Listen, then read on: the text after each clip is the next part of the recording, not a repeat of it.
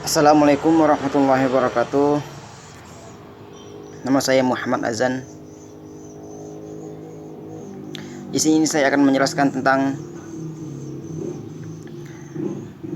materi kami, yaitu tentang teori-teori pendidikan klasik. Pendidikan klasik berdasarkan pada filsafat klasik yang memandangkan pendidikan yang berfungsi untuk menjaga atau memelihara dan meneruskan warisan budaya-budaya. Pendidikan ini atau bahan pengajarnya diambil dari sari ilmu, daripada sari ilmu pengetahuan yang ditemukan dan dikembangkan oleh para ahli-ahli ilmu, baik di bidang ilmu matematika, biologi, psikologi, ataupun dan sebagainya. Jadi di sini teori-teori klasik yang dapat dalam ilmu pendidikan dilahirkan menjadi 4 aliran. Yang pertama, aliran empirisme. Yang kedua, nativisme. Yang ketiga, naturalisme. Yang keempat, konvergensi. Yang pertama,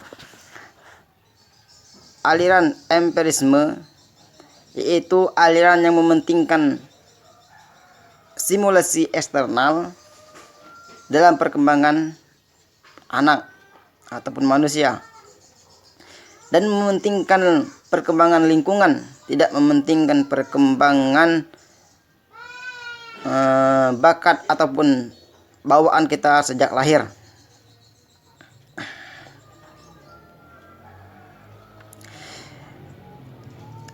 Aliran empirisme dipandang sebagai aliran yang mementingkan lingkungan manusia. Jadi tidak berpentingan dengan bakat manusia ataupun dan sebagainya.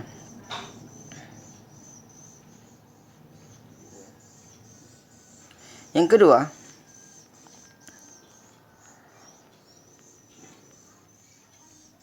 aliran nativisme. Aliran ini yang menekankan kepada kemampuan dalam diri anak, sehingga faktor lingkungan tidak dianggap berpengaruh.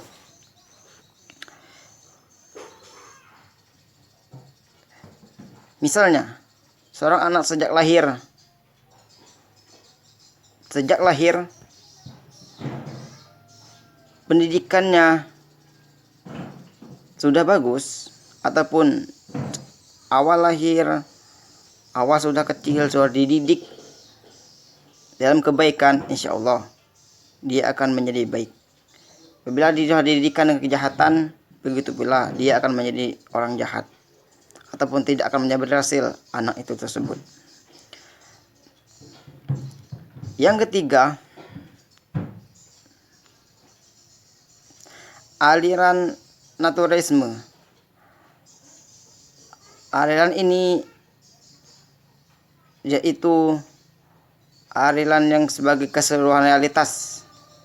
Nature artinya alam, arti baik melalui fisik manusia, ataupun sistem total dari fenomena ruang ataupun waktu dan sebagainya.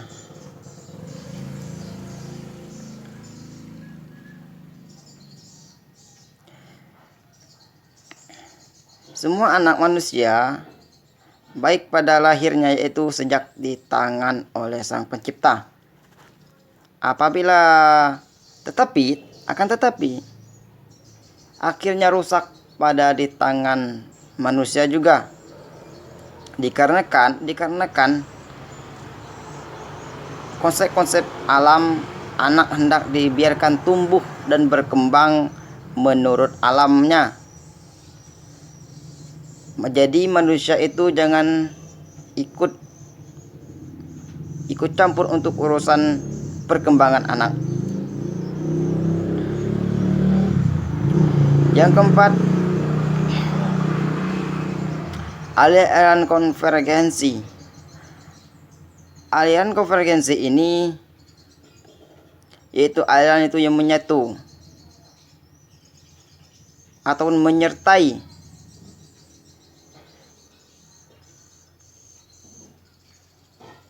aliran ini banyak berpendapat.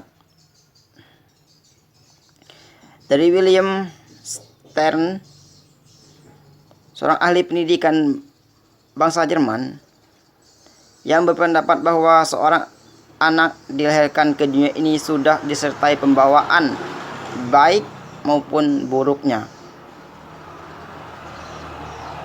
Penganut aliran ini berpendapat bahwa proses perkembangan anak, baik faktor pembawaan maupun faktor lingkungan, sama-sama mempunyai peranan yang sangat penting. Bakat yang dibawa pada waktu anak dilahirkan tidak akan berkembang dengan baik tanpa adanya dukungan lingkungan yang baik. Oleh karena itu,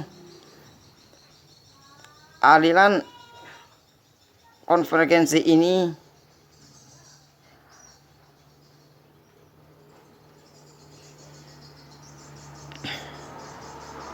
mampu setiap anak mula-mula menggunakan bahasa lingkungannya seperti bahasa Bangka, bahasa Jawa, bahasa Sunda, bahasa Indonesia, atau bahasa selain luar seperti bahasa luar negeri, bahasa Spanyol, bahasa Jerman dan sebagainya. Jadi kemampuan anak itu yang tinggal dalam lingkungan yang sama untuk mempelajari bahasa ataupun sebagainya, itu faktor kualitas pembawaan, pembedaan situasi lingkungan. Jadi aliran ini akan digaris dua digaris menjadi yang menunjukkan ke satu titik pertemuan sebagai satu pembawaan, yang kedua lingkungan. Jadi pembawaan dan lingkungan, faktor-faktor yang pendidikan aliran konvergensi. Cukup sekian. Assalamualaikum warahmatullahi wabarakatuh.